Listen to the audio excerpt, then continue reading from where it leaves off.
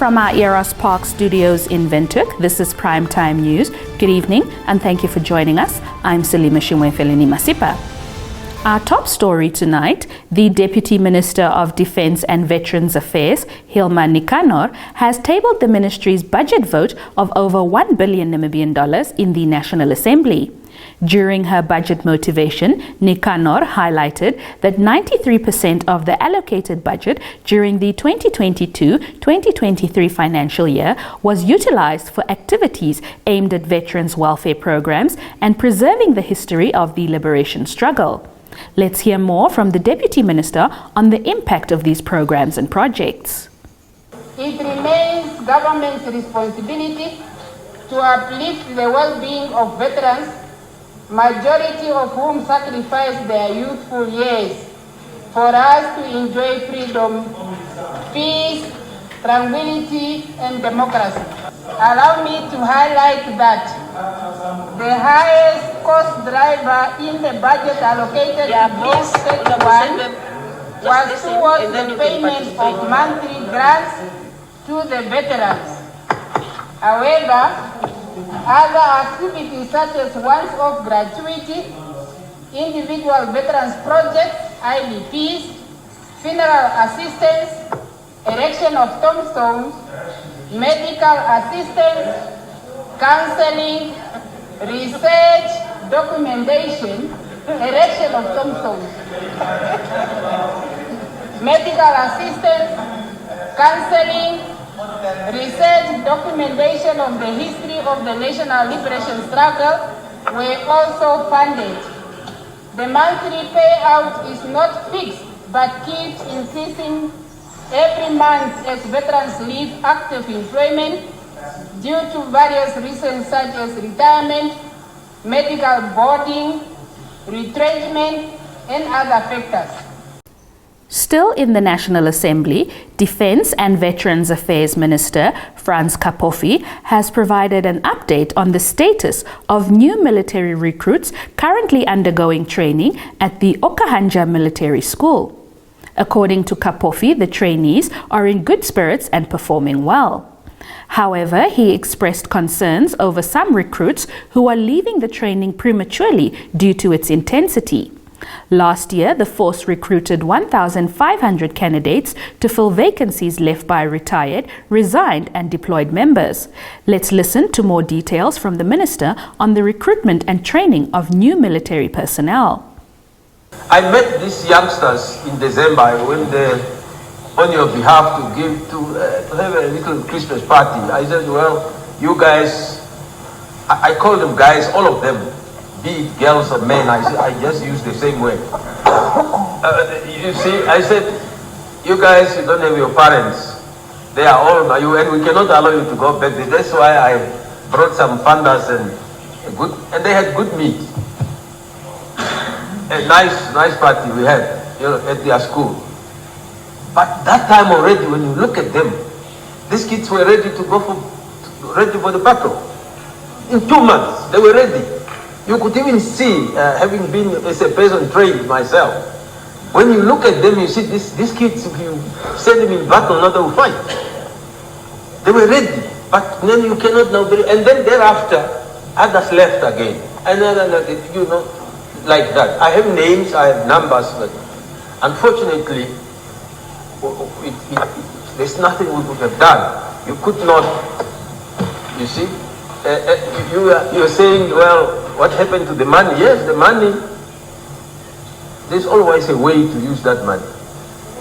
Definitely, there is no way we could have brought new ones from the list. And the figure we were looking for is 1,500, and we got that from that. So there could have been many that were still there, but those were the top of the cream. They really excelled.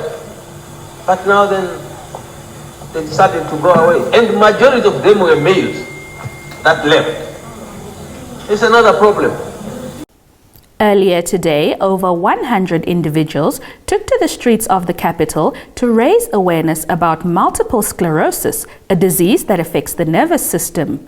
Bianca Ozkan, the founder of Multiple Sclerosis Namibia, shared her personal experience with the disease after being diagnosed in 2007. Primetime News producer Petrus Namadiko was present at the march and captured footage of the event.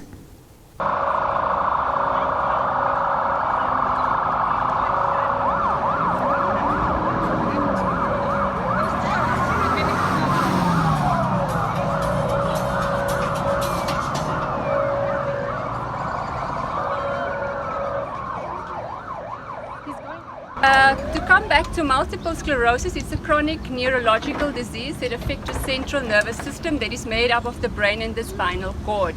So MS is not something that you contract from someone else. There are 4 factors that causes MS. One of them is hereditary, the other one is genes, the other one is your environment, and the other one can also be coming from medical history. So based on these, it's very, very difficult to diagnose a patient or a person with multiple sclerosis. In Namibia, we do not have all the facilities and we're running only with 2 neurologists. So we always encourage patients to go to South Africa for a second opinion to make sure the patient definitely has multiple sclerosis, because the next step in treatment would be to go on to treatment. So the symptoms that you may suffer from multiple sclerosis are very common, and that's why a person may have MS already for many years without knowing that it is MS, because it comes in relapsing, remitting stages. So you may have it now and then you may have it again at the end of the year, or in 5 years, or in 10 years. So it's not something that runs throughout. Switching attention to Uganda, where last week lawmakers passed what is being criticized as one of the world's harshest anti-gay legislations. The proposed law, called the Anti-Homosexuality Bill 2023, is now awaiting President Yoweri Museveni's signature. The United Nations and the United States have both called on the president to reject the bill. Let's get further details on this controversial legislation in Uganda. The bill was passed in a chaotic parliamentary session with many amendments, and neither lawmakers nor analysts are clear about what exactly the legislation dictates. If President Yoweri Museveni gives his assent, anyone who engages in same-sex activity could face life imprisonment, while repeat offenders could be sentenced to death, according to the activists. Campaigners note Uganda has effectively ended the use of capital punishment, with death sentences automatically commuted to prison terms. Many LGBTQ Ugandans are now grappling with agonizing decisions as they contemplate fleeing the only country they have known. From neighboring Kenya to distant South Africa and stretching to Europe and North America, LGBTQ Ugandans have already gone into exile trade tips and advice on finding safe spaces and navigating immigration bureaucracy. Your top roundup is up next.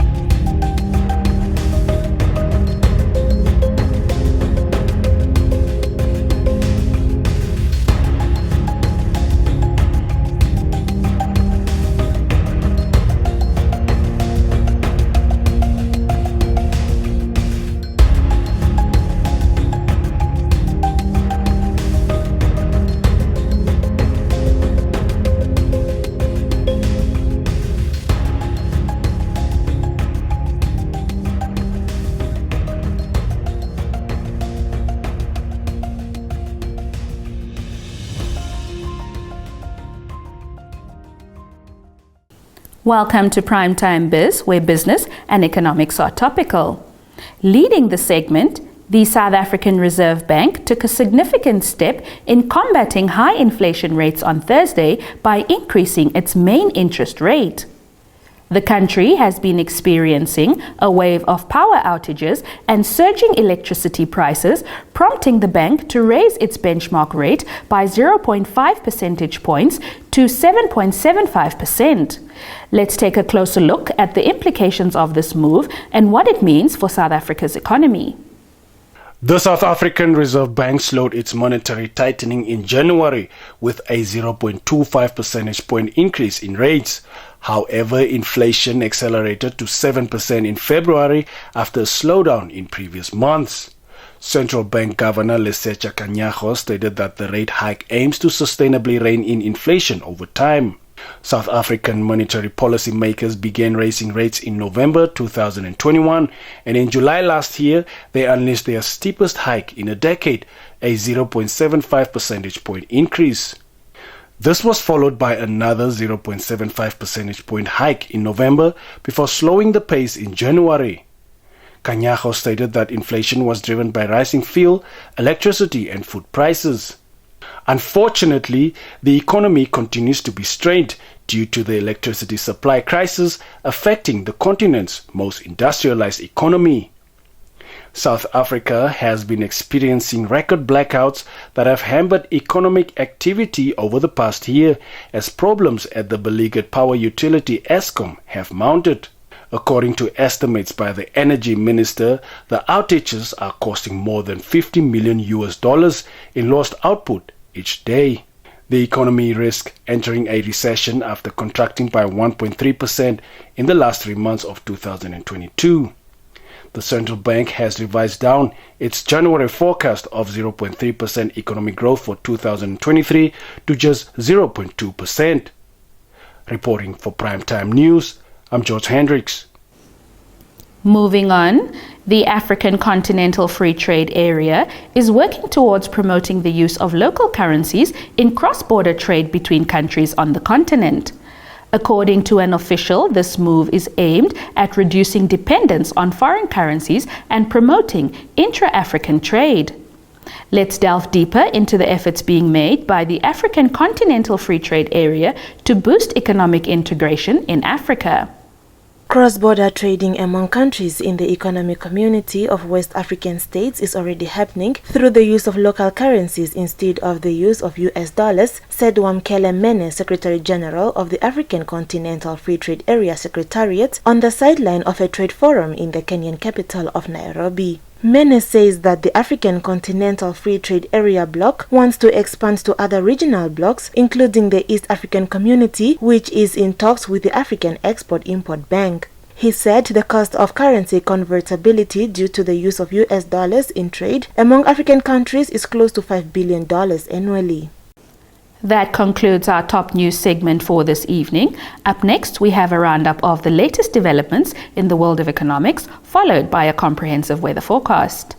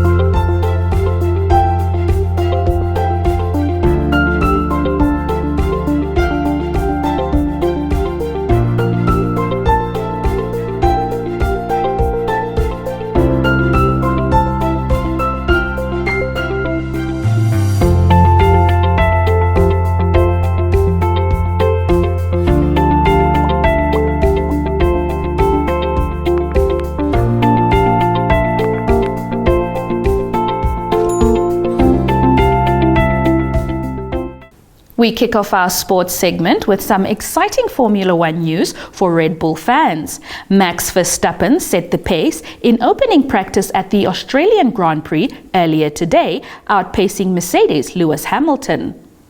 The Dutchman clocked the fastest lap time of 1 minute and 18.790 seconds among his 17 laps, primarily on soft tyres. Despite demonstrating his superior speed, Verstappen had a significant spin at the exit of Turn 4, damaging his tyres. On to football news. The English Premier League is back this weekend, starting with arguably the most significant game on Saturday as Manchester City takes on Liverpool. The match is crucial for City's title aspirations and Liverpool's hopes of securing a spot in next season's Champions League. However, City may have to face this challenge without their top scorer Erling Haaland, who is nursing a muscle problem. If Haaland isn't fit, Julian Alvarez is expected to take his place. On the other hand, Liverpool's Darwin Núñez is a doubt for the game, and young midfielder Stefan Bajcetic, who played a vital role in Liverpool's recent good form, is out for the rest of the season. Your sports roundup is up next.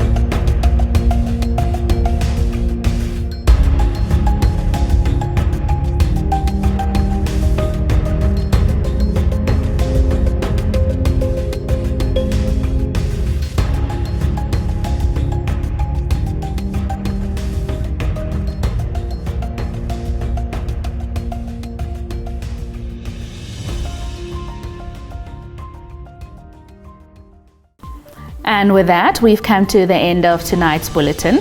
Thank you for tuning in. Join us again on Monday for more news and updates. From myself, Selima Shimwefeleni Masipa, and the entire production crew, have a good weekend.